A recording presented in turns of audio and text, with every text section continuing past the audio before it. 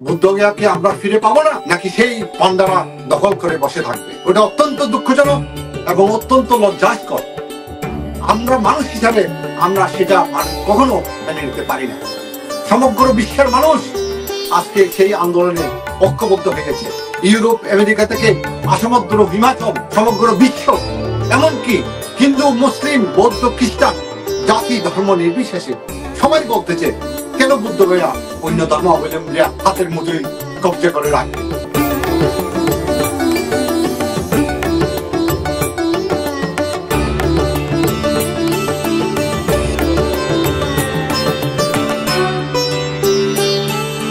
প্রিয় দর্শক, আপনারা জানেন যে গোটা পৃথিবীর বুদ্ধ অনুগামীরা তাকিয়ে আছেন বুদ্ধগয়া মহাবোধি মহাবিহার মুক্তি আন্দোলনের দিকে।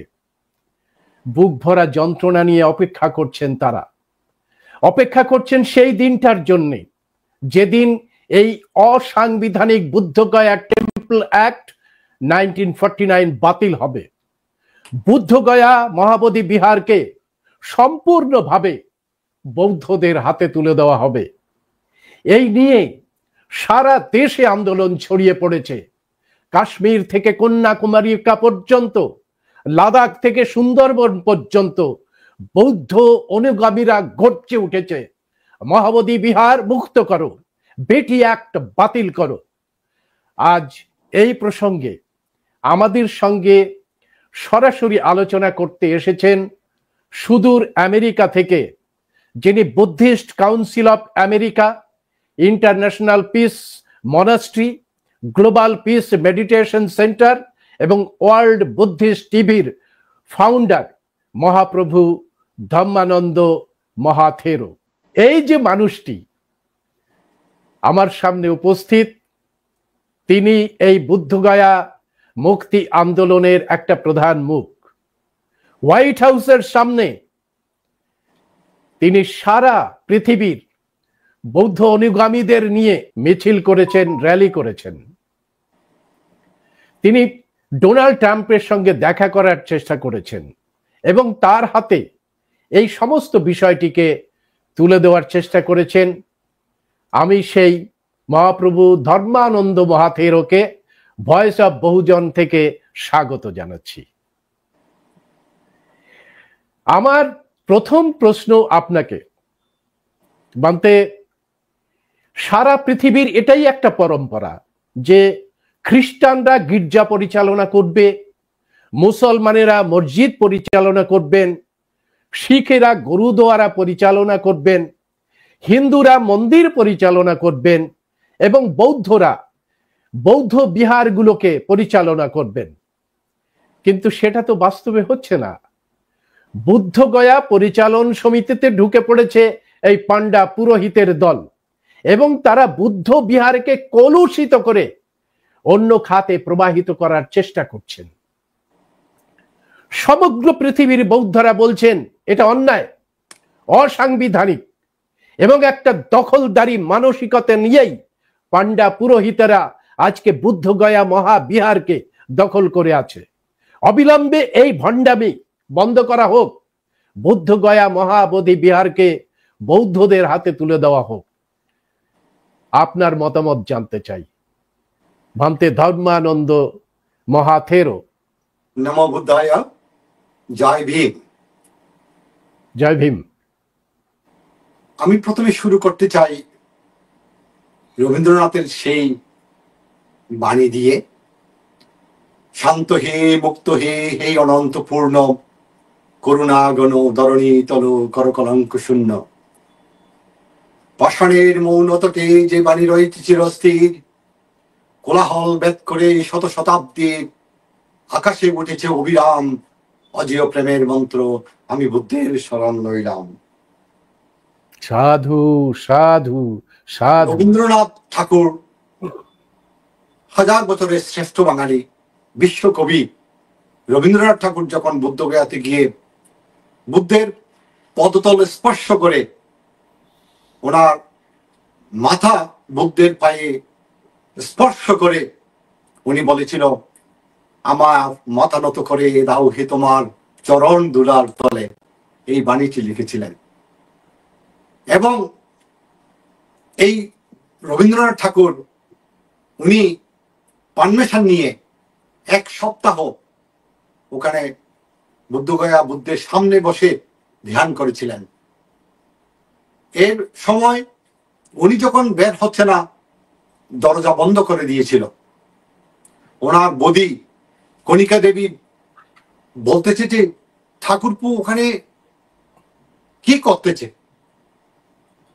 তখন উনি উকি দিয়ে দেখতেছে রবীন্দ্রনাথ ঠাকুর অজর নয়নে কাঁদতেছে এবং এই চোখের জল বুদ্ধের পদতল স্পর্শ করতেছে।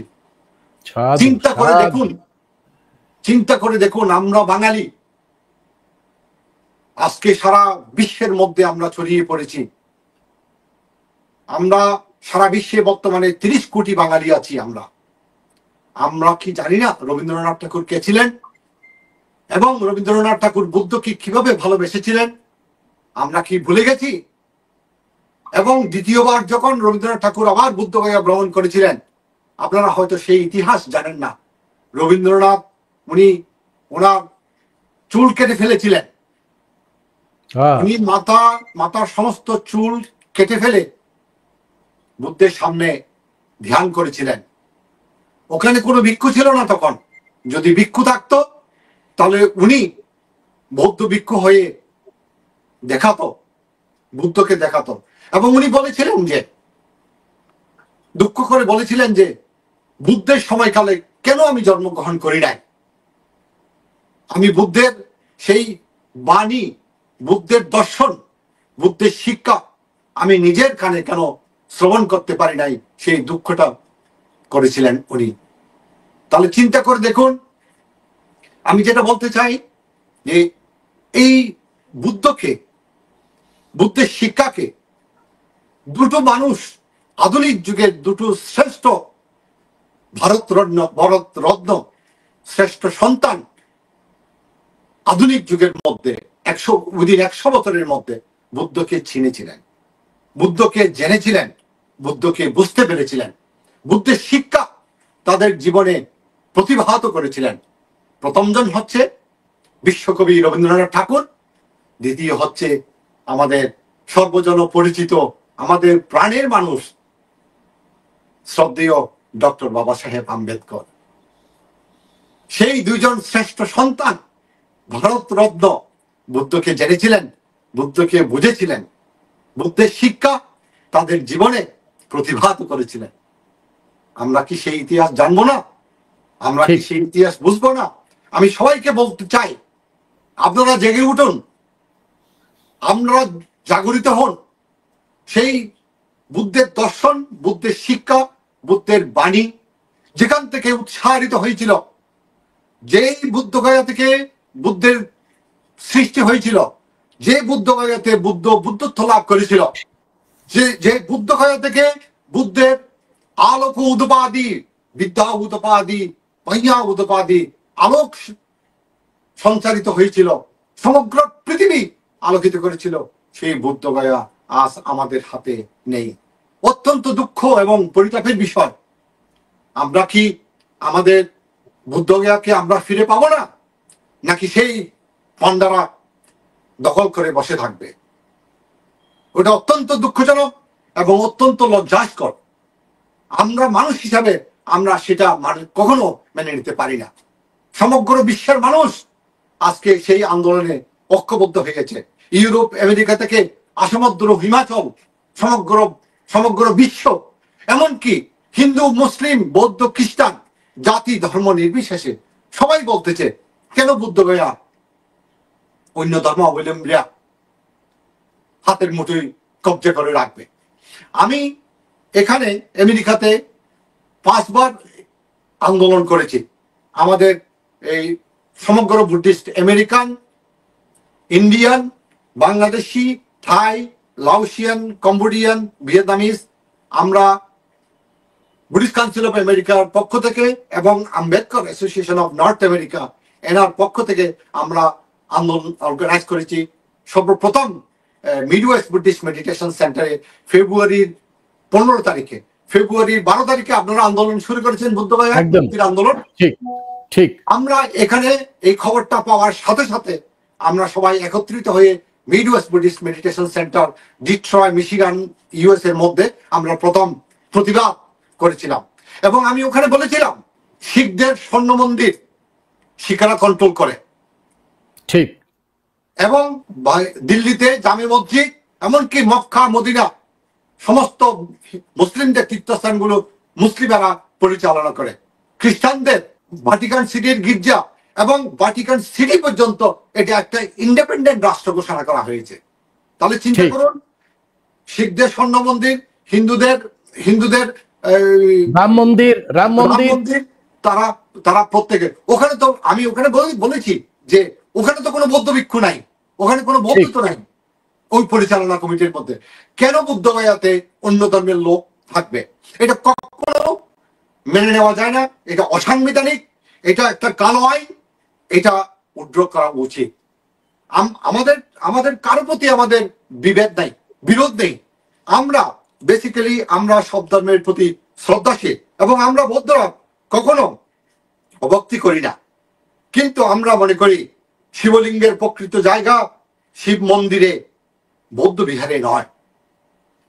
তাছাড়া আমরা যদি স্যার আলেকজান্ডার কানিংহামের সময়ের ছবিগুলো দেখি, তখন বুদ্ধগয়া মূল মন্দিরে বুদ্ধের সামনে কোনো শিবলিঙ্গ ছিল না, এমনকি কোনো গর্তও ছিল না। তার মানে ঐতিহাসিকভাবে প্রমাণিত যে এইগুলি পরবর্তীতে সংযোজন করা হয়েছে। কাজে আমরা মনে করি এই বুদ্ধগয়া মন্দির বৌদ্ধদের হাতে তুলে দেওয়া। অর্থাৎ ভান্তে আপনি যেটা কানিংহাম থেকে তুলে ধরলেন এবং ফাহিয়েন হিউয়েনসাং এর বিবরণীতে যেটা পাওয়া যায়, বুদ্ধগয়া ওই মহাবিহারের মধ্যে কোনো ধরনের সে সময় হিন্দু ধর্মের সৃষ্টি হয়নি, কনসেপশনটাই আসেনি। সম্রাট অশোক যখন ওই মহাবোধি সৌধটি নির্মাণ করেন, তার পেছনে যে অনন্য সুন্দর একটি বুদ্ধ মূর্তি নির্মাণ করেন, তখন এই যে তথাকথিত হিন্দুদের কোনো কনসেপশন আসেনি। তো স্বাভাবিক কারণে এই সমস্ত তথ্য, ঐতিহাসিক তথ্য জানা সত্ত্বেও সেখানে বিহারের রাজ্যপাল আরিফ মোহাম্মদ খান, যিনি ধর্মে মুসলমানের নীতি আছে যে তারা অন্য ধর্মকে আঘাত করবে না, অন্য ধর্ম আচরণ করবে না, কিন্তু তবুও এই আরিফ মোহাম্মদ খান বুদ্ধের জন্মদিনে, ভাবা যায়, তাকে পেছনে রেখে তার দিকে পিঠ করে সে কাল্পনিক শিবের পূজা করছেন ওখানে। অর্থাৎ সরকারিভাবে এই যে ষড়যন্ত্রের জাল তৈরি করেছে বিহার সরকারের রাজ্যপাল, বিহার সরকারের বুদ্ধগয়া যে জেলা, সেই জেলার ডিএম এবং ওখানকার যে 4 জন পান্ডা পুরোহিত, তারা ষড়যন্ত্র করে এই বুদ্ধগয়াকে দখলে রাখার জন্য এটা করলেন না ভান্তে? ইয়েস, এটা হচ্ছে একটা বিশাল ষড়যন্ত্র। এটা হচ্ছে অত্যন্ত লজ্জাস্কর, এটা হচ্ছে অসম্ভব হীনমন্যতার পরিচয় দিয়েছে বিহার সরকার। এটা একটা অন্যায় করেছে, এটা অপরাধ করেছে। এই অপরাধের প্রতিবাদ করা উচিত। এই অন্যায়কে কখনো মেনে নেওয়া যাবে না। আমরা যদি বৌদ্ধ হয়ে থাকি, আমাদের রক্তে যদি বুদ্ধের শিক্ষা যদি থেকে থাকে, আমরা যদি সেই সৎ মা বাবার সন্তান হয়ে থাকি, তাহলে এটা কখনো সহ্য করা যাবে না। সেটা শুধু বৌদ্ধদের কথা নয়, এটা মুসলিমেরও তাই বলতেছে। এবং যারা প্রকৃত শ্রদ্ধাশীল হিন্দু আছে, তারাও এই কথা বলতেছে, খ্রিস্টানেরও এই কথা বলতেছে। এখানে ইন্টারফেথ আমাদের কমিউনিটি আছে, সব ধর্ম মিলে এখানে এই সংগঠন আছে, এই Detroit Interfaith Network. So Detroit Outreach Interfaith Network, আমরা ওখানে আলোচনা করেছি। এটা কখনো মেনে নেওয়া যায় না, এটা অমানবিক, অসাংবিধানিক। এটা ঠিক, এটা কখনো মেনে নেওয়া যায় না। অতি সত্য এই আইন উড্র করে বুদ্ধগয়া মন্দির বৌদ্ধদের হাতে তুলে দেওয়া উচিত। একেবারে তাই, একেবারে তাই। বন্ধে, আমি দ্বিতীয় প্রশ্নে আপনার কাছে আসি। এই বুদ্ধগয়া মুক্তি আন্দোলন শুরু করেছিলেন 1891 সালের পরে যিনি আসেন এখানে, অনাগরিক ধম্মপাল। আমরা একেবারে তার থেকে দেখেছি যে কানিংহাম নিজে যখন তদন্ত করতে যায় বিভিন্ন জায়গায়, বিশেষ করে ভরহুত স্তূপ মানে প্রত্ন খনন করার পরে তার মনে হয়েছিল যে এই ধরনের যে সৌধ আরো রয়েছে। তারপরে তিনি বুদ্ধগয়াতে আসেন এবং দেখেন জরা জীর্ণ অবস্থায় অরণ্যের পঞ্চম বাহিনী, ওই যেখানে বুদ্ধত্ব লাভ করেছিলেন সেই বোধি বিহারটি একেবারে ঢেকে গেছে, গাছপালার আবর্জনা হয়ে গেছে। তখন তিনি অনাগরিক ধম্মপালকে এর দায়িত্ব দেন যে আপনি আসুন এবং এটাকে দাবি করুন যে এখানে বুদ্ধত্ব লাভ করেছিলেন। কিন্তু সেই লড়াই শুধুমাত্র সামাজিক লড়াই নয়, সেই লড়াই আদালত পর্যন্ত গড়িয়েছে। আপনি খুব ভালো করে জানেন সেটা কলকাতা হাইকোর্টে অনাগরিক ধম্মপাল জিতেছেন, কিন্তু তা সত্ত্বেও সেই নির্দেশ প্রচারিত হয়নি এবং বুদ্ধগয়া মহাবিহার বুদ্ধদের হাতে তুলে দেওয়া হয়নি। তো স্বাভাবিক কারণে এই প্রশ্ন জাগে যে এই যে বিটি অ্যাক্ট 1949-এ করা হলো সেটা তো অসাংবিধানিক। সংবিধানের 13 নম্বর ধারাতে রয়েছে যে সমস্ত আইন কানুন এই যে কনস্টিটিউশন দেওয়ার পরে আগে হয়েছে তার মূল্য হবে 0। তাহলে এই অসাংবিধানিক আইন করে এখনো বুদ্ধগয়া দখল রেখেছে পান্ডা পুরোহিতের দল। এই মানসিকতাকে আপনি কি বলবেন? অনাগরিক ধর্মপাল তো জিতেছিলেন কলকাতায়। আমাকে যখন দীক্ষা দিচ্ছিল ধর্মপাল নাম উচ্চারণ করেছিল, আমি চিনতাম না তখন ধর্মপালকে। ধর্মকীর্তি, ধর্মজ্যোতি এভাবে করে আমার নামটা ধর্মটা নিয়েছে এবং বিশুদ্ধানন্দ, শুদ্ধানন্দ, সুগতানন্দ, প্রিয়ানন্দ থেকে নন্দটা দিয়েছে, আমার নামটা সাধু সাধু। তখন থেকে আমি তারাশঙ্কর বন্দ্যোপাধ্যায়ের আমি বইটা খুঁজে পেয়েছি, হে মহাজীবন। আমি এই মহাজীবন বইটা অগ্রসর প্রেমানন্দ লাইব্রেরিতে খুঁজে পেয়েছি। এই বইটা আমার কাছে এখনো আছে, সেই 72 সাল থেকে আজ অবধি আমেরিকাতে। হে মহাজীবন অনাগরিক ধর্মপালের একটা অঙ্কিত ছবি এবং নিচে তারাশঙ্কর বন্দ্যোপাধ্যায়। আমি ওই বইটা পড়ে অজর নয়নে কেঁদেছি। আমি ছোট্ট শ্রমণ ছিলাম, বাট আমি ওই বইটা পড়ে ধর্মপাল কি পরিমাণ যুদ্ধ করেছে এই পান্ডা মহান্তদের বিরুদ্ধে সেই ইতিহাসটুকু ওখানে আছে। আমি সময় হলে আপনাকে বইটা আমি কপি করে আপনাকে দেব। ঠিক ঠিক, আমার রক্তে সেই ধর্মপালের রক্ত প্রবাহিত, কারণ ধর্মপালের বীজ আমার গুরুরা আমাকে দান করে দিয়েছে যেদিন আমি দীক্ষা গ্রহণ করি। কাজে আমি এখনো আমি প্রতিদিন বন্দনা যখন করি, আমাকে হে বুদ্ধ পঞ্চবুদ্ধ আমাকে সেই শক্তি দেন, অনাগরিক নতুন রূপে, নতুন আঙ্গিকে, নতুন ধর্মপাল করে আমাকে আবির্ভূত করে দেন, আমি যেন আবার সেই সংগ্রাম শুরু করতে পারি। কাজেই আমার রক্তে সেই ধর্মপালের রক্ত প্রবাহিত। আমি চাই অতি সত্য। আমি সেই জন্য ডোনাল্ড ট্রাম্পকে যে চিঠি লিখেছি, চিঠির 3টা জিনিস আমি উল্লেখ করেছি এখানে, 3টা পয়েন্ট আমি দিয়েছি। এখানে 3টা পয়েন্ট নিচে দেখতে পাচ্ছেন। ডোনাল্ড ট্রাম্পের এই চিঠিটার একটা ফটোকপি আমাকে পাঠিয়ে দেবেন। পাঠিয়ে দেব। হ্যাঁ, এই চিঠিটা আপনি আমাদের সম্মেলনের আগামী সম্মেলনে অবশ্যই উল্লেখ করব। এবং হ্যাঁ, তো আমি যে 3টা পয়েন্ট উল্লেখ করেছি প্রেসিডেন্টকে। Number 1, full transfer of Mahabodhi Buddhist temple management to the Buddhist community. Number 1. Number 2, reappeal of the Buddhagaya Temple Act of 1949, which is against the spirit of Article 26 of the Indian Constitution. This Article 26 guarantee every religious denomination right to manage their respect religious institution. Number Right. third, to diminish and end the state interference in Buddhist religious affair. This তিনটা point আমি president Donald ট্রাম্পকে উল্লেখ করেছি। সাধু সুতরাং- সাধু সুতরাং আমাদের উচিত এখন আন্দোলনকে আরো শক্তিশালী করা এবং আমরা এই আন্দোলন কন্টিনিউ চালিয়ে যাব। এই আন্দোলন আমরা একদিন সফলতার মুখ দেখবই দেখ।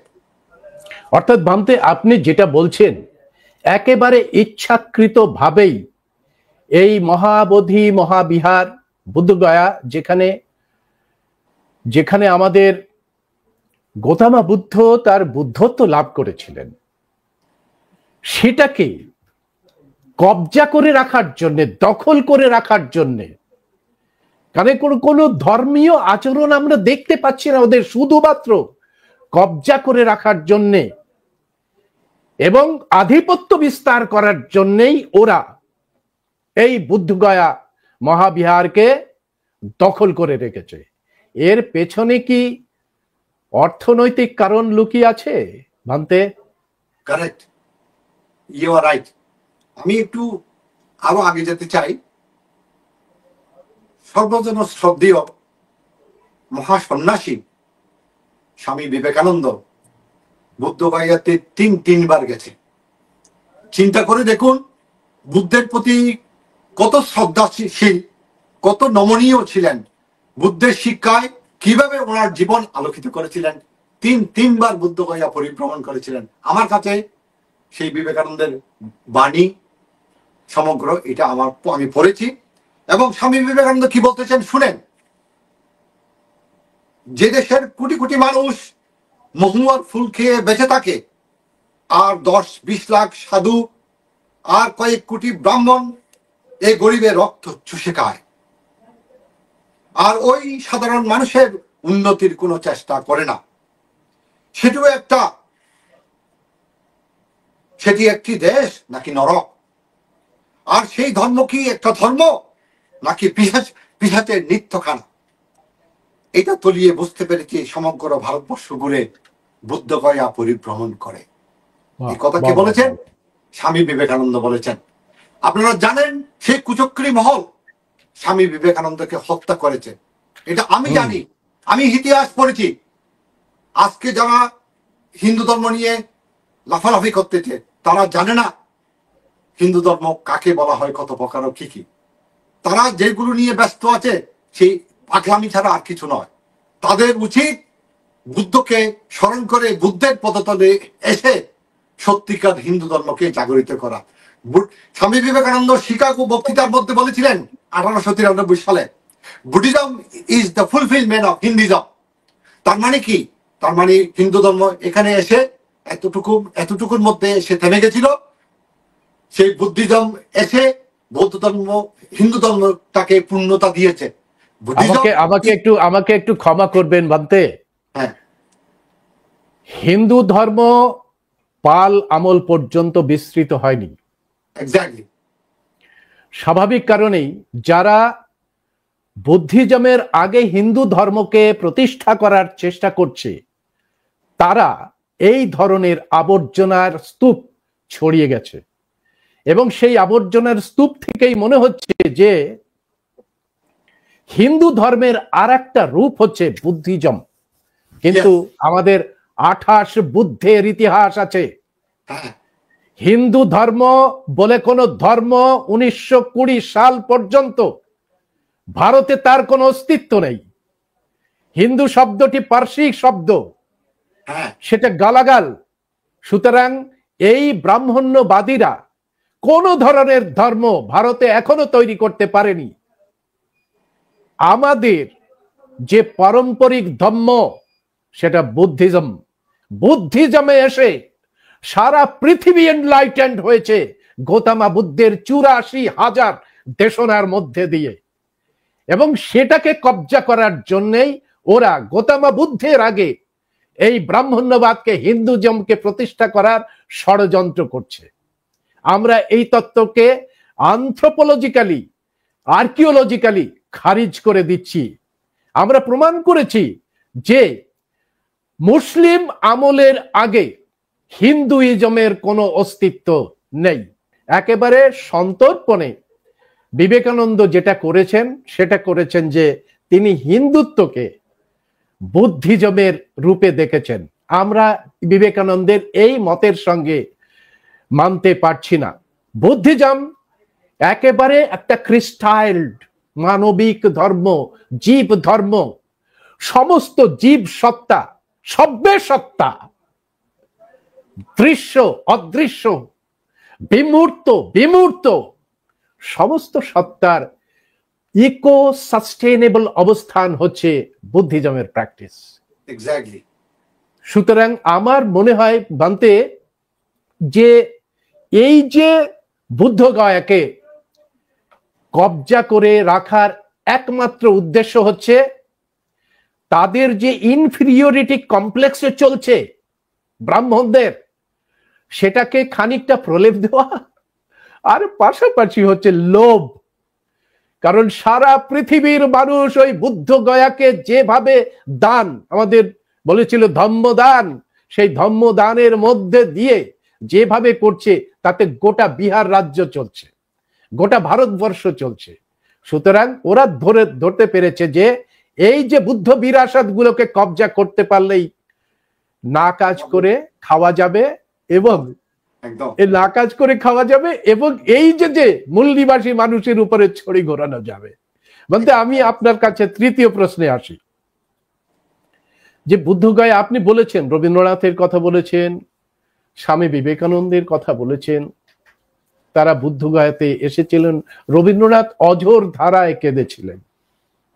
বাবা সাহেব ডক্টর বি আর আম্বেদকর সমস্ত কিছু, তিনি তো আরো আরো একালের বোধিসত্ত্ব বাবা সাহেব। তিনি দেখেছিলেন যে বুদ্ধগয়াকে বৌদ্ধ যে ভাঙতে তাদের হাতে ফিরিয়ে দিতে হবে। তিনি সুন্দর একটি আইন আনার জন্য তিনি ড্রাফটিং করেছিলেন। দুঃখের বিষয়, বাবা সাহেবের এই যে আইন তার জীবিত দশায় কার্যকরী হয়নি। যদি আজ সেই আইনটি কার্যকরী করা হতো তাহলে আজকে বুদ্ধগয়া নিয়ে আমাদের ভাবতে হতো না। 56 সালে যখন বাবা সাহেব মহাপরিনিব্বাণ গেলেন, তারপরেই এই অসাংবিধানিক আইনটাকে, তাহলে এই যে এত মানুষগুলো যারা এনলাইটেন্ড, যারা মানে আলোর জগতে ঢুকে পড়েছেন, সেই মানুষগুলোর কথা কর্ণপাত করলো না, এবং বিটি অ্যাক্ট চালু করে দিয়ে পান্ডা পুরোহিতকে দিয়েই বুদ্ধ ধর্মকে ধ্বংস করার চেষ্টা করলেন না ভান্তে? কেন, কিসের জন্য চালু করলেন?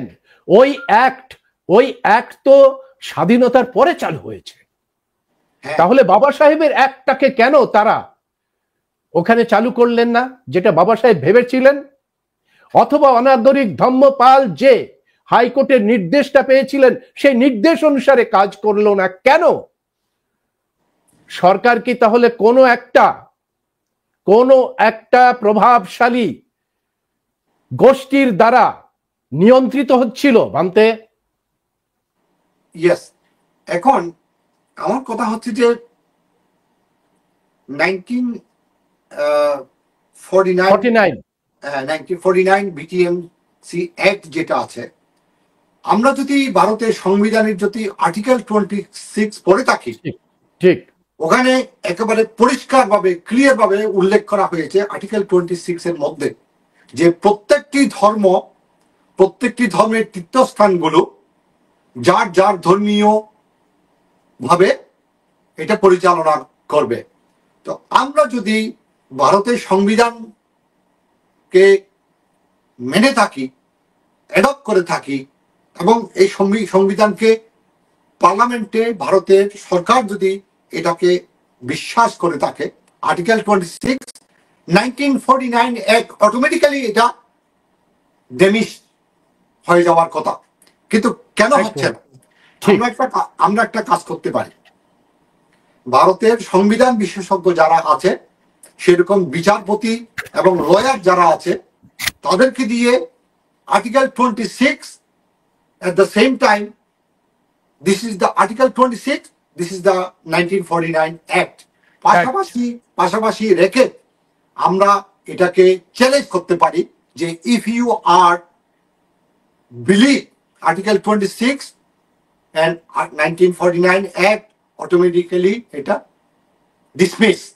একদম If Calcutta Supreme Court or Calcutta High Indian Court. Supreme Court or High Court does not adopt, listen to these things, will go to the United Nations International Court. Yes, We can challenge that Article 26 should be applied in the 1949 Act. Article 26 should be adopted in the 1949 Act. So Right. we have a key. We have a key. If the Indian High Court, Supreme Court does not listen to these things, then we will go to the United Nations International Court. We can challenge that law. ঠিক So, ঠিক আমরা দেখতে পেয়েছি যে এই ভাবনা ভেবেই 2010 সাল থেকেই নাগার্জুন সুরেশ শাসাই আন্দোলন শুরু করেছিলেন, বিশাল বড় আন্দোলন শুরু করেছিলেন Yes. এবং ভারতের সুপ্রিম কোর্টে তিনি একটা মামলা করেছিলেন, কিন্তু ঘটনাক্রমে 12 বছর পার হয়ে গেছে, এখনো সুপ্রিম কোর্ট এই মামলার কোনো রায় ঘোষণা করতে পারেনি। ফাইনাল শুনানি হবে এই 2025 তারিখের 29শে জুলাই। 12 বছর পড়ে আছে। কি বলবেন, এটা কি আইনের শাসন চলছে, না এর পেছনে থেকে কেউ অদৃশ্য কোনো হাত এই বুদ্ধিজমের যে মানবতাবাদ, বুদ্ধিজমের যে কসমিক ভ্রাতৃত্ব, সেটাকে ধ্বংস করে দিয়ে অন্য কিছু চালু করার জন্য চক্রান্ত সাজাচ্ছে? বান্তে, এটা আমাদের জন্য অত্যন্ত লজ্জাস্কর এবং আমরা as a whole India, আমরা ইন্ডিয়ান, আমরা undivided India. My father, Sharadindu Bikas Barua, born in India, which is British time. So, এটা আমাদের জন্য as a ভারতীয় উপমহাদেশের সন্তান হিসাবে, আমরা ভারতীয় রক্তের বহন করি, আমাদের জন্য এটা অত্যন্ত লজ্জাস্কর ব্যাপার। কারণ আমরা এই হীনমন্যতাগুলো আমাদের কাছ থেকে, আমাদের সমাজ থেকে, আমাদের দেশ থেকে এলিমিনেট করে দেওয়া উচিত। আমরা এই জন্য আমাদের ঐক্যবদ্ধ হতে হবে, একটা প্ল্যাটফর্মের মধ্যে আসতে হবে আমাদের। আমি আগেও বলেছি, এখনো বলতেছি, এটা আমেরিকার সংবিধানের মধ্যে লেখা আছে, ইউনাইটেড উই স্ট্যান্ড টুগেদার। এটা আমেরিকার সংবিধানের মধ্যে speech of freedom, freedom of rights, freedom of religion, এগুলো হচ্ছে আমেরিকার সংবিধানের মূলনীতি। অনুরূপভাবে আমাদেরকেও ঐক্যবদ্ধ হতে হবে, আমাদের ফাইট করতে হবে আমাদের অধিকারের জন্য। একই প্ল্যাটফর্মের মধ্যে আমাদেরকে আসতে হবে, নো ম্যাটার হোয়াট, আমাদেরকে ঐক্যবদ্ধ হতে হবে। We have to sit together. Number one, we have to sit together. We have to eat together. We have to think together. We have to united stand together. এটা আমার 4 মূলনীতি। আমি 4 মূলনীতি follow করি। We have to sit together. We have to eat together. We have to think together. We have to work together. We have to stand together. এই আমার 5 মূলনীতি। আমি সেটা বিশ্বাস করি। আপনারা আসুন, সবাই ঐক্যবদ্ধ হন, আমি আছি আপনাদের সাথে। সাধু সাধু। অর্থাৎ বান্তে, এই যে 29 তারিখের আগে ভারতীয় পার্লামেন্টে এখন বর্ষা অধিবেশন শুরু হয়েছে বিহারে, আমরা এই কারণেই গত 6-7 জুন দিল্লিতে ঐক্যবদ্ধভাবে, যেটা আপনি বললেন, আমরা একসঙ্গে বসবো, একসঙ্গে খাবো, একসঙ্গে কথা বলবো, সমস্ত সংঘগুলোকে নিয়ে একটি সমন্বয় সংঘের রূপ দেওয়া হয়েছে। এবং 29 তারিখের আগে আমরা ভারত সরকার এবং বিহার সরকারকে জানিয়ে দিতে চাইছি যে এইখানে যদি বৌদ্ধরা, শুধু বৌদ্ধ নয়, বুদ্ধের অনুরাগী সমস্ত ধর্মের মানুষের মধ্যে রয়েছে এরকম ভাবে নিঃশর্ত ভাবে বুদ্ধকে কসমিক রিলিজিয়নের প্রথম পুরুষ হিসাবে মেনে নিতে কারো কোনো অসুবিধা নেই, সেই মানুষরা বলছে যে বুদ্ধগয়া মহাবিহারকে বৌদ্ধদের হাতে তুলে দিতে হবে। স্বাভাবিক কারণেই আপনি যেটা বললেন, রাস্তার আন্দোলন দেখিয়ে দেবে যে আমরা টুগেদার হতে পারছি কিনা, একসঙ্গে হতে পারছি কিনা, সেটাই তো আপনি বলতে চাইছেন। ইয়েস, সাধু সাধু। আমরা আরেকটা প্রশ্নে আপনার কাছে আসি যে গত 12ই ফেব্রুয়ারি 2025-এ শুরু হয়েছে, এই নতুন ভাবে শুরু হয়েছে বুদ্ধগয়া মহাবিহার মুক্তি আন্দোলন এবং ধর্ণা চলছে, ধর্ণায়। এবং এই নেতৃত্ব দিতে এগিয়ে এসেছেন আকাশ লামা। আমরা দেখেছি যে এই আকাশ লামার নেতৃত্বের প্রথম ভাগে কাশ্মীর থেকে কন্যাকুমারিকা একেবারে উত্তাল হয়ে উঠেছে। লাদাখের ধম্ম বন্ধুরা সেই ভয়ঙ্কর ঠান্ডার মধ্যে তারা বিটি অ্যাক্ট বাতিল করো বলে স্লোগান দিচ্ছে। সারা পৃথিবীর মানুষ বিটি অ্যাক্টের বিরুদ্ধে পথে নামছে। আপনি তো হোয়াইট হাউসের সামনে একেবারে বিক্ষোভ করেছিলেন। বিক্ষোভ করার পরেও এই যেভাবে আন্দোলনটা পরিচালিত হওয়া দরকার, তার মধ্যে কোথায় যেন একটু বেসুরো অবস্থা সৃষ্টি হয়েছে, একটা বিভ্রান্তি তৈরি হয়েছে নেতৃত্বের প্রতি, এবং শুধু নেতৃত্বের প্রতি নয়, এর ভেতরে যে কাণ্ডটা ঘটে গেছে 12 তারিখে ওই বুদ্ধগয়া মহাবিহারের ওখানে 12 লক্ষ মানুষের সমাগমের ডাক দেওয়া হয়েছিল। 10 তারিখে আকাশ লামার নেতৃত্বে সরকারকে জানিয়ে দেওয়া হয় যে যুদ্ধকালীন অবস্থায় এই আন্দোলন স্থগিত করে দেওয়া হলো। ফলে কি হচ্ছে, লক্ষ লক্ষ মানুষ যারা টিকিট কেটেছিল তারা বুদ্ধগয়াতে পৌঁছতে পারল না। অর্থাৎ এই যে আন্দোলন উঠে আসছিল সাংঘাতিক ভাবে, সারা পৃথিবী জুড়ে আন্দোলনের ধ্বনি শোনা যাচ্ছিল, সেই সুরটা বেসুর হয়ে গেল। আপনি কি এর মধ্যে কোনো ষড়যন্ত্রের আভাস পাচ্ছেন ভান্তে? Yes, absolutely. আমি এই খবরটা শোনার পরে আমি এই বুদ্ধগয়ার সেই মহা আন্দোলনের মধ্যে আমি যেতে চেয়েছিলাম। এটা আমার একেবারে মানে ভেতরের কথাটা বলতেছি। কিন্তু আমার মা একদিকে অসুস্থ ছিল, এবং দ্বিতীয়ত আমি এই খবরটা শুনে আমি অত্যন্ত মর্মাহত, অত্যন্ত দুঃখ পেয়েছি। নাম্বার 1, আকাশ লামা তো একজন বৌদ্ধ ভিক্ষু নয়। সে একটা তার জিন্স প্যান্টের উপরে একটা লাল শালু পরে তার ওয়াইফকে সাথে সাথে নিয়ে সে এই কাজগুলো করতেছে। এবং আমি এও জানতে পেরেছি যে, আমি টাইম টু টাইম খবর নিচ্ছিলাম আন্দোলনের মধ্যে কি হচ্ছে না হচ্ছে। আমরা এখান থেকে শুধু আমাদের এই আমেরিকা থেকে মোর দ্যান $5,000 পাঠানো হয়েছে এই আন্দোলনের জন্য। মানে যারা আন্দোলন করতেছে তাদের খাওয়ার জন্য, তাদের পানির জন্য, তাদেরকে এসি কুলার দেওয়ার জন্য, এবং এই শেল্টার দেওয়ার জন্য, এবং টেন্ট কেনার জন্য ফ্রান্স থেকে এবং এই আমেরিকা থেকে আমরা অনেক টাকা পাঠিয়েছি, আমরা অনেক ডোনেশন পাঠিয়েছি। কিন্তু আজ পর্যন্ত সেই টাকার কোনো হিসাব আমরা পাইনি। আমরা মানুষকে চিনতে আমরা একটু সময় লেগেছে। আকাশ লামা একা তার বউকে নিয়ে, ওয়াইফকে নিয়ে সেই বিহার সরকারের কাছে গেছে। আমার প্রশ্ন হচ্ছে, আমরা যদি অল ইন্ডিয়া বুদ্ধিস্ট ফোরামের পক্ষ থেকে যদি দেখা করতে চাই, তাহলে অ্যাটলিস্ট আমরা 5 জন লোক তো নেব, এবং ভান্তেরা সঙ্গে থাকবেন।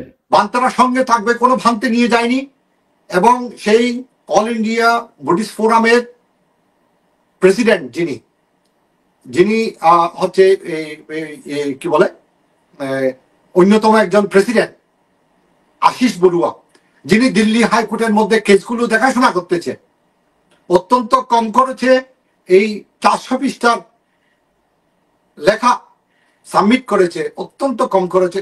বিশ্বাস করা যায় না আশিস বাবুর সততা, ন্যায় নিষ্ঠা এবং কর্ম প্রতিভা এগুলো করেছে। কিন্তু আকাশ লামা ওখানে কিচ্ছু করেনি। দিল্লিতে যে কেসটা করা হয়েছে, আপিল করা হয়েছে, ওখানে আকাশ লামার কোনো ভূমিকা নাই। এই তিনি গভর্নমেন্টের কাছে চলে গেলেন, এটা তার স্ত্রীকে নিয়ে চলে গেলেন। তাহলে এই আন্দোলনটা কি শুধুমাত্র আকাশ লামার ব্যক্তিগত আন্দোলন? সেটাই তো আমাদের প্রশ্ন এখন। কারণ নিশ্চয় সে ওখান থেকে কোনো নির্দেশনা পেয়েছে এবং বলেছে যে তোমার সাথে আমরা একটা ডিলে আসতেছি, তুমি এটাকে বন্ধ করে দাও। আমি এখান থেকে প্রতিবাদ করেছি যে ভারত পাকিস্তানের সাথে যে কনফ্লিক্ট হয়েছিল, আমেরিকা ভারতের পক্ষে ছিল। আমি জানি, কারণ আমি এখানে ডোনাল্ড ট্রাম্পের পার্টি, রিপাবলিকান পার্টির সাথে ওতপ্রোতভাবে জড়িত। ভেতরের সমস্ত ইনফরমেশন আমার কাছে আছে। আমরা সেভাবে কাজ করতেছি এখানে মেইন স্ট্রিমের মধ্যে। তো আমি জানি এই ডোনাল্ড ট্রাম্পের যেটা পার্টি, রিপাবলিকান পার্টি, আমি ওখানে বলবো না এগুলো। তো আমরা ভেতরের সমস্ত খবর জানি। ভারতের সাথে পাকিস্তানের সাথে যেটা হয়েছে, এটা কোনোদিন ওই বুদ্ধগয়া আন্দোলনের সাথে ওটাকে সম্পর্কিত করা যাবে না। ওটা একটা মানে ভারতের কাছে, ভারতের সাথে আমেরিকা আছে, পাকিস্তান কিচ্ছু করতে পারবে না।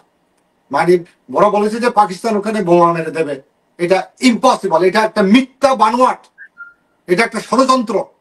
এরা ওইটাকে ইস্যু করে ওই পুরো আন্দোলনটাকে স্তব্ধ করে দিয়েছে। সেটা হচ্ছে অন্যায় অপরাধ করেছে আকাশ লামা, সেটার বিচার হওয়া উচিত। এখন আমাদের যারা এই আন্দোলনে যারা ছিল, প্রত্যেকের কাছে মেসেজ পাঠিয়ে দেন যে আকাশ লামা ব্যক্তিগতভাবে কেন বিহার সরকারের সাথে দেখা করে তার ওয়াইফকে নিয়ে কি কথা বলেছে, কি ওখান থেকে কি প্রলোভন।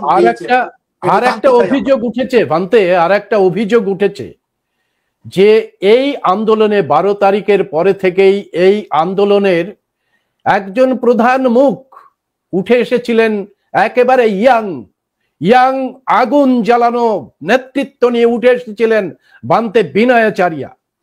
আমাদের ভালো লেগেছিল যে আকাশ লামা একদিকে মানে ধর্ণা মঞ্চটাকে সামলাচ্ছে, আর একদিকে বিনয়াচারিয়ার মতো নেতৃত্ব উঠে আসছে, সারা ভারত বেল হয়ে উঠছে। কিন্তু ঘটনাক্রমে 13 তারিখে ভান্তে বিনয়াচারিয়াকে জেলে পুরে দেওয়া হলো।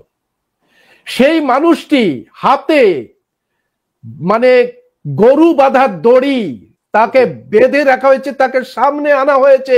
এরকম একজন ভান্তেকে আমাদের দেখতে হচ্ছে, এর থেকে লজ্জার কি হতে পারে?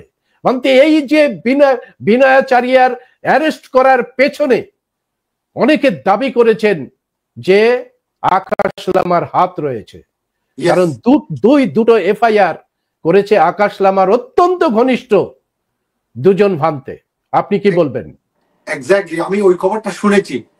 তো এই আশিস বড়ুয়া যখন আকাশ লামাকে ফোন করে জিজ্ঞাসা করে যে আপনি একটু বলে দেন একজন ভান্তে কি করে জেলে থাকবে, এটা আমাদের বৌদ্ধদের জন্য অত্যন্ত লজ্জাস্কর। একজন চিবোরদারি, আপনার একজন চিবোরদারি বৌদ্ধ ভিক্ষু কি করে মানে গরুর মতো দড়ি বেঁধে এই জেলের মধ্যে থাকবে?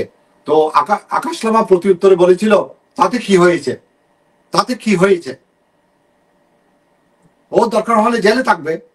আকাশ লামা রাজি হয়নি এই কেসটা উইথড্র করার জন্য, এবং আশিস বাবু অনুরোধ করেছিল দিল্লি থেকে, উনি বুদ্ধগয়াতে এসেছিলেন, এসে অনুরোধ করেছিল আকাশ লামাকে, সামনে সামনে অনুরোধ করেছিল যে আপনি ওই 2 জন ভিক্ষু যারা কেস করেছে তাদেরকে বলে দেন যে এই কেসটা উইথড্র করার জন্য। কিন্তু আকাশ লামা এটা করেনি। তাহলে চিন্তা করে দেখুন ষড়যন্ত্রের জাল কিভাবে বিস্তার করতেছে। আকাশ লামা যে এই যে দ্বিচারিতা, এটা উন্মোচন হয়ে গেছে মানুষের কাছে, আমাদের কাছে। আমরা আমরা ভয়েস অফ বহুজনের পক্ষ থেকে দিল্লির যন্তর মন্তরে যে সমাবেশ হয় সেই সমাবেশে উপস্থিত ছিলাম। সেখানে ভান্তে হর্ষবোধী সরাসরি ওই দিন রাতে যে ডিলটি হয় বিনয়াচার্যকে জেলের মধ্যে ঢোকানোর জন্য, তিনি প্রকাশ্যে যন্তর মন্তরে সেটা বলে দেন। যদিও আমরা এই হর্ষবোধীর যে আচরণের সঙ্গে একমত নই, কিন্তু হর্ষবোধী জানাচ্ছিলেন যে রাত 12টা পর্যন্ত যখন বিনয়াচার্যার নামটি থাকে তখন বিহার পুলিশ ইচ্ছে করে বিনয়াচার্যার নামটা কেটে বাদ দিচ্ছিলেন। কোন একজন হিডেন মানুষ অজ্ঞাতে থেকে বিনয়াচার্যকে এই যে এলিগেশন, খুনের মামলা, খুন করার অভিযোগ তোলেন। স্বাভাবিক কারণেই উপাসক উপাসিকা এবং ভান্তেদের মধ্যে বিভ্রান্তি ছড়িয়ে যায় যে এর পেছনে রয়েছে আকাশ লামার হাত। কি বলবেন? এক্স্যাক্টলি, এটা এখন প্রতিবাদ করা উচিত, প্রত্যেককে জানিয়ে দেওয়া উচিত, এবং আমাদেরকে ঐক্যবদ্ধ হয়ে তাকে দেখাতে হবে, এবং এই কেসটাকে চ্যালেঞ্জ করতে হবে, আমাদের অ্যাপিল করতে হবে। আমাদের যেটা মনে হয়েছে, আমরা যে সমন্বয় সংঘ গঠন করেছিলাম, যে আন্দোলনের মধ্যে বিভ্রান্তি আসতে পারে, কিন্তু যেহেতু আমাদের এক হতে হবে, এক চিন্তা করতে হবে, একসঙ্গে খেতে হবে, সেই জন্যই যারা জাতীয় স্তরের নেতৃত্ব দিচ্ছেন তারা দায়িত্ব নিয়ে আশিস বড়ুয়াকেই বলেছিলেন যে আপনি অবিলম্বে আকাশ লামাকে বলুন যে বুদ্ধগয়াতে যে মামলা দুটো হয়েছে সেই মামলা তুলে নিতে। আমরা এখনো পর্যন্ত, অনেক দিন কেটে গেল, প্রায় 1.5 মাস হয়ে গেল, আকাশ লামার পক্ষ থেকে, অর্থাৎ ওই দুজন ভান্তের পক্ষ থেকে যে কেসটি ওখানে করা হয়েছে সেটা উইথড্র করা হয়নি। এতে কি প্রমাণ হয় না যে আকাশ লামা চাইছেন বিনয়াচার্য জেলের মধ্যেই থাকুক? এই কেসটাকে চ্যালেঞ্জ করা উচিত। দরকার হলে আকাশ লামা এবং সেই যে দুজন ভিক্ষু কেস করেছে তাদের বিরুদ্ধে উল্টো মামলা করে দেওয়া উচিত। সেটা হবে যখন বিনয়াচার্য বেরিয়ে আসবেন, তখন তিনি ডিফ্যামিং করা হয়েছে তার মামলা তিনি করতে পারেন। ওইটাই করেন। আমার একেবারে শেষ প্রশ্ন আপনার কাছে, সেটা হচ্ছে যে এই আন্দোলন মানে দীর্ঘদিন থেকে যেভাবে ভারত গর্জে উঠেছে, অর্থাৎ মনে মনে ভারতের প্রত্যেকটা মূল নিবাসী মানুষের মধ্যে যে বুদ্ধের বিচারধারা ফল্গু ধারার মতো জীবিত আছে, সেই ফল্গু ধারাটি হঠাৎ করে বন্যার আকার ধারণ করেছে, এবং যার জন্য কাশ্মীর থেকে কন্যাকুমারিকা সুন্দর পর্যন্ত মানুষের মনের মধ্যে বৌদ্ধিক চিন্তা ভাবনাটা এমন ভাবে বিকশিত হচ্ছে যে এই আন্দোলন ভারতের মুক্তির আন্দোলনে দাঁড়িয়ে যাবে। ব্রাহ্মণ্যবাদ থেকে মুক্তির আন্দোলন, যত রকমের আবর্জনা আছে সেই আবর্জনার থেকে মুক্তির আন্দোলন, এবং যে বুদ্ধের যে ন্যায়, স্বাধীনতা, করুণার যে বাণী, সেই করুণার বাণী নিয়ে ভারতবর্ষে এই আন্দোলন উঠে আসছে। আপনার কি মনে হয় যে এই আন্দোলন হঠাৎ উঠছে, না ভারতবাসীর মনের মধ্যে রয়েছে এই বুদ্ধের বিচারধারা? কি মনে হয়? এন্টায়ার ভারতবাসী, এবং এই ভারতবাসী 80% জনসংখ্যা হচ্ছে শূদ্র। এই শূদ্র হচ্ছে আপনি, এই শূদ্র হচ্ছে আমি, অ্যাবরিজিনাল, এবং সমগ্র ভারতীয় জনসাধারণ। আমাদেরকে 4th নম্বরে শূদ্র করে রাখা হয়েছে। এই 80%কে এখন জাগাতে হবে। এই 80%কে নিয়ে সিট টুগেদার করতে হবে, ইট টুগেদার করতে হবে, থিঙ্ক টুগেদার করতে হবে, তারপর অ্যাক্ট টুগেদার করতে হবে। Number 5, United we stand together করতে হবে। সাধু সাধু এই 80%কে টার্গেট করুন, এই 80% পপুলেশনকে জাগরিত করুন, যে আমাদেরকে সেই 5% ব্রাহ্মণেরা আমাদেরকে শূদ্র করে রাখা হয়েছে, আমরা কিন্তু শূদ্র নই। আমাদের একতা হতে হবে। আমাদের ভয়েসকে, এই যে আপনি যেটা চালু করেছেন যে বহুজন ভয়েস, এই বহুজন হচ্ছে ভারতের 80% জনসাধারণ। তাদেরকে জাগাতে হবে এবং আমাদের অধিকার আদায় করতে হবে। আমি মনে করি আজকে হয়তো বুদ্ধগয়া উদ্ধারের আন্দোলন অনেক বাধার সম্মুখীন হচ্ছে, কিন্তু আমি এটা বলতে পারি এই বুদ্ধগয়া মহাবোধি বিহার আগামী 5 থেকে 10 বছরের আমাদের হবেই হবে। এই আন্দোলনকে কোনোভাবেই প্রতিহত করা যাবে না, কারণ ধর্মের কল বাতাসে নড়ে। ভারতীয় উপমহাদেশে মাটির নিচ থেকে বুদ্ধের মূর্তি বের হয়ে আসে। সত্যকে কোনোভাবে চাপিয়ে রাখা যাবে না, যায় না। সুতরাং আপনারা আন্দোলন চালিয়ে যান, কখনো আশাহত হবেন না। আর সারা বিশ্বে, ইউরোপ, আমেরিকায় আন্দোলন ছড়িয়ে পড়েছে। আমরা এই আন্দোলনকে শানিত করব, শক্তিশালী করব। আমাদের এই বুদ্ধগয়া মন্দির আমাদের হাতে না আসা পর্যন্ত আমাদের আন্দোলন চলমান থাকবে, আমরা চালিয়ে যাব। আপনারা ঐক্যবদ্ধ হন, আমি আছি আপনাদের সাথে।